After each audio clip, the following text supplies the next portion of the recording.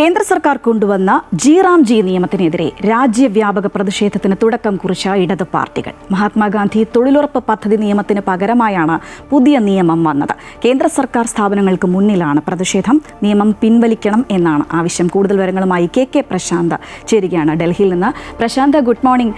നമ്മളിപ്പോൾ പറഞ്ഞതുപോലെ ഈ ജി ബില്ല് നമ്മൾ പാർലമെന്റിൽ കണ്ടതാണ്. അകത്തും പുറത്തുമൊക്കെ വലിയ തോതിൽ പ്രതിഷേധമുണ്ടായിരുന്നു. പക്ഷേ അതൊന്നും ഫലം കണ്ടില്ല. രാഷ്ട്രപതി ഒപ്പുവെച്ചതോടുകൂടി ബില്ല് നിയമമായിരിക്കുകയാണ്. ഇനിയിപ്പോൾ പ്രതിഷേധിക്കാൻ തന്നെയാണ് ഇടതു പാർട്ടികളുടെ ഒരു തീരുമാനം. എത്തരത്തിലുള്ള പ്രതിഷേധത്തിനാണ് ഇന്നിപ്പോൾ ആഹ്വാനം ചെയ്തിട്ടുള്ളത്?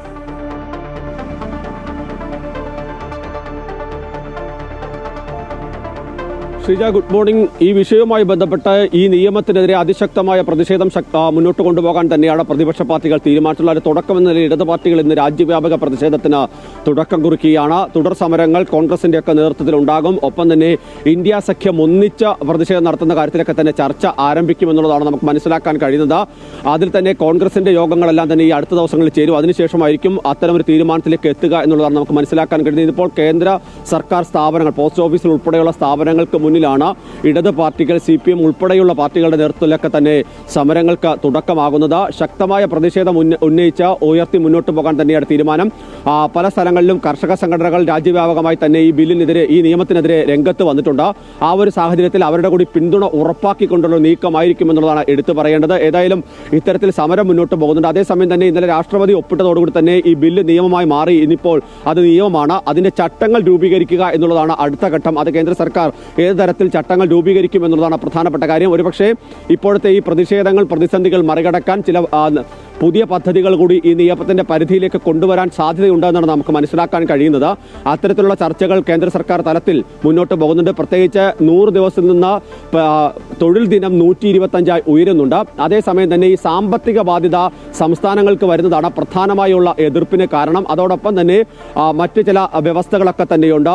ഏത് സമയത്തൊക്കെയാണ് തൊഴിലിന്റെ കാര്യങ്ങളൊക്കെ തന്നെ തീരുമാനിക്കുന്നത് കേന്ദ്ര സർക്കാരാണ്. മറ്റ് സംവിധാനങ്ങളെയൊക്കെ തന്നെ അതിൽ പാടെ അവഗണിക്കുന്നു എന്നുള്ളതാണ് പ്രതിപക്ഷ ആരോപണമായി നിൽക്കുന്നത്. പ്രത്യേകിച്ച് ഗ്രാമസഭകൾ, അതോടൊപ്പം തന്നെ മറ്റ് സംവിധാനങ്ങൾ, അത്തരം സംവിധാനങ്ങളെല്ലാം തന്നെ ഒഴിവാക്കി ഏത് തൊഴിലാണ് എടുക്കേണ്ടത്, എവിടെയാണ് എടുക്കേണ്ടത് സംബന്ധിച്ച റിപ്പോർട്ട് നൽകുക. അത് കേന്ദ്ര സർക്കാർ അംഗീകരിക്കും. അതിനുശേഷം ആ തൊഴിലിലേക്ക് പോകാം എന്നുള്ളതാണ് ഈ ബില്ലിൽ, ഈ നിയമത്തിൽ ഇപ്പോൾ വ്യവസ്ഥ ചെയ്യുന്നത്. അങ്ങനെ ചില വ്യവസ്ഥകളുണ്ട്. അതിലൊക്കെ തന്നെ ചട്ടങ്ങൾ രൂപീകരിച്ച് അതിനൊരു വ്യക്തത വരുത്തുക എന്നുള്ളതാണ് പ്രധാനപ്പെട്ട കാര്യം. ഒപ്പം തന്നെ ഈ കർഷകരുടെ പ്രതിഷേധം ഒഴിവാക്കുന്നതിന് വേണ്ടി ഏതെങ്കിലും തരത്തിൽ പുതിയ പദ്ധതികൾ ഉൾപ്പെടുത്തി അതിനൊരു പരിഹാരം കാണുക എന്നുള്ളത് കൂടി ലക്ഷ്യമാണ്. ഏതായാലും രാജ്യവ്യാപകമായ ശക്തമായ പ്രതിഷേധത്തിന് തന്നെയാണ് ജി ബില്ലിന്റെ നിയമത്തിന്റെ കാര്യത്തിൽ മുന്നോട്ട് പോകുന്നത് എന്നുള്ളതാണ് എടുത്തു പറയേണ്ടത്. 27-ാം തീയതി കോൺഗ്രസിന്റെ പ്രവർത്തക സമിതി യോഗം ചേരുന്നുണ്ട്. അന്ന് തുടർ സമരങ്ങൾക്ക് കോൺഗ്രസും നേതൃത്വം നൽകും. ഈ കഴിഞ്ഞ ദിവസം, ആദ്യ ദിവസങ്ങൾ തന്നെ ഈ ബില്ല് അവതരിപ്പിക്കുന്ന സമയത്ത് തന്നെ ആദ്യം സമരം കോൺഗ്രസ് ആരംഭിച്ചിരുന്നു. പിന്നീട് നിയമമായ ശേഷം തുടർ നടപടികൾ എടുക്കാം എന്നുള്ളത് തന്നെയാണ് കോൺഗ്രസും തീരുമാനിച്ചിട്ടുള്ളത്.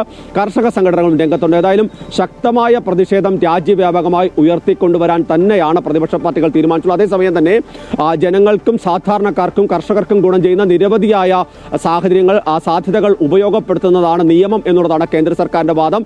അതിനപ്പുറത്തേക്ക് രാഷ്ട്രീയ നീക്കങ്ങളാണ് പ്രതിപക്ഷത്തിന്റെ ഭാഗത്തുണ്ടാകുന്നത്. സാധാരണ ജനങ്ങൾക്കും ഗ്രാമങ്ങൾക്കും കുറെ കൂടി മുന്നോട്ട് പോകാൻ ഈ നിയമം വഴി കഴിയുമെന്നും കേന്ദ്ര സർക്കാർ അവകാശപ്പെടുന്നുണ്ട്. ശ്രീജ.